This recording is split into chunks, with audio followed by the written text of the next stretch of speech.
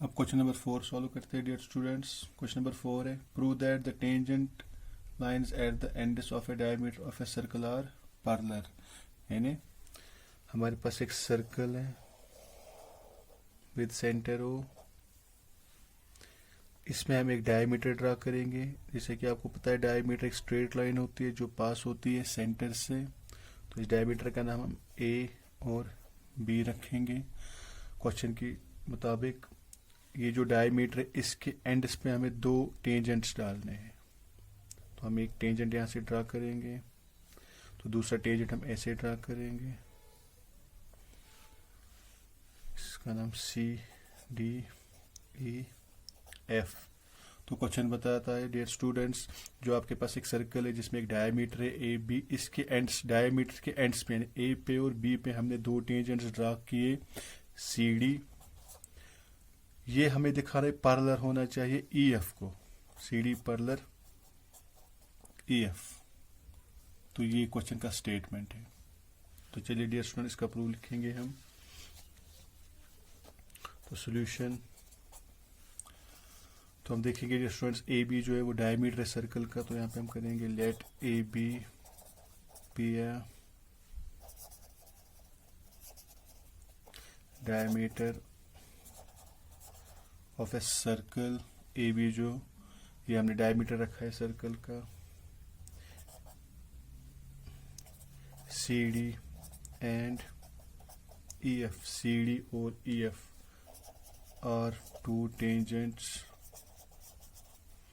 ये हमारे पास दो टेंजेंट्स है to the circle at point A and B respectively. तो जो सी डी और ई एफ, सी डी और ई एफ जो है ये हमने दो टेंजेंट्स ड्रा किए हैं सर्कल पे एट पॉइंट ए और बी पे।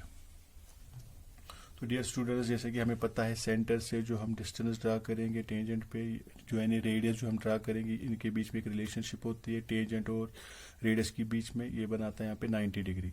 सेम यहाँ से भी बन जाएगा 90 डिग्री। तो यहाँ पे हम एंगल्स का नाम लिखेंगे 1 2 3 4। तो यहाँ पे हम थ्योरम 10.1 का स्टेटमेंट पहले लिखेंगे, since the tangents run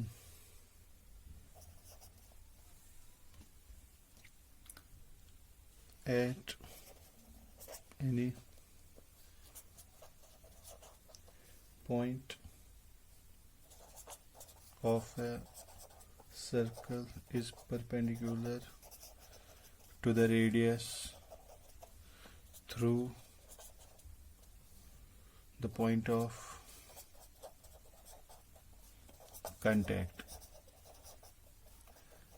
that is यानी जो हमने ओ ए रेडियस ड्रा किया टेंजेंट सी डी पे, इसके बीच में 90 डिग्री एंगल बन जाएगा, ओ ए सी भी 90 डिग्री एंगल बन जाएगा, ओ ए डी भी 90 डिग्री एंगल बन जाएगा। सिमिलरली यहाँ से भी ओ बी जो हम रेडियस ड्रा करेंगे एफ ई पे, तो टेंजेंट पे, तो यहाँ पे भी 90 डिग्री एंगल बन जाएगा, ओ बी ई 90 डिग्री बन जाएगा, O B F B 90 degree बन जाएगा। That is OA perpendicular CD and OB perpendicular EF.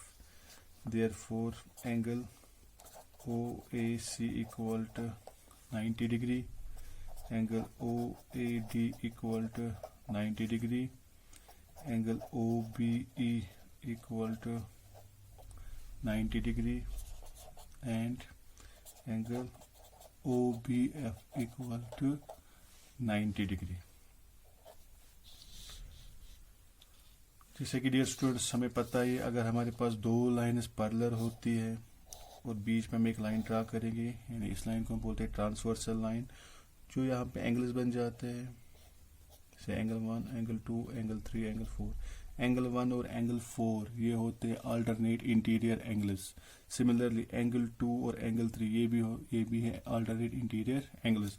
जैसा कि हम यहाँ पे देख रहे हैं जो ये ए बी लाइन है ये तो ट्रांसवर्सल बन रही है, एंगल 1 और एंगल 4 ये अल्टरनेट इंटीरियर एंगल बन जाएंगे। एंगल 2 और एंगल 3 ये भी अल्टरनेट इंटीरियर एंगल्स बन जाएंगे। तो यहाँ पे हम लिखेंगे therefore angle 1 equal to angle 4। Reason भी इसका लिखेंगे यहाँ पे हम alternate interior angles and angle 2 equal to angle 3 same alternate interior angles. जैसा कि डियर स्टूडेंट्स हमें जो अल्टरनेट इंटीरियर एंगल्स है ये सेम निकले, तो 9th में हमने थ्योरम पढ़ी है लाइन्स एंड एंगल्स में, जब अल्टरनेट इंटीरियर एंगल्स सेम होते हैं तो जो उनके बीच की लाइन्स होती है वो पैरेलल होती है। तो देयरफॉर सी डी हमारी जो लाइन होगी ये पैरेलल होगी ई एफ को। तो यहाँ पे हम लिखेंगे but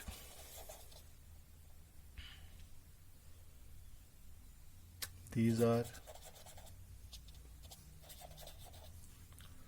the alternate interior angles। तो जो एंगल 1, एंगल 4, एंगल 2 और एंगल 3 ये अल्टरनेट इंटीरियर एंगल्स है।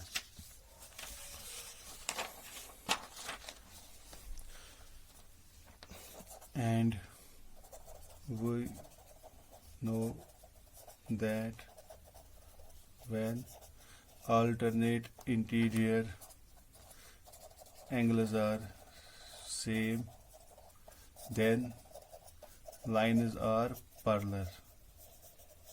therefore तो इसका मतलब ये अल्टरनेट इंटीरियर एंगल सेम निकले, तो इसका मतलब जो सी डी लाइन है ये पैरेलल है ई एफ को। therefore C D parallel E F, hence proved।